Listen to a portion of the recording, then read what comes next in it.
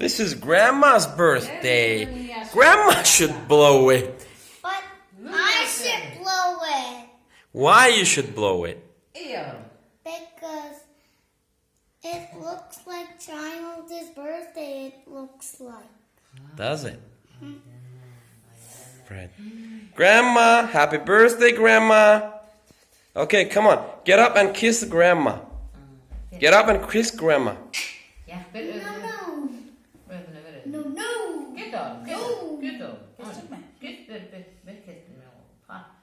Benim oğlum görünesi yaşlar kutlar hali. Benim yaşlarını kutlar hali. Nasip olsun. Dünya yüzünden kutlu gelir benim oğluma da diye.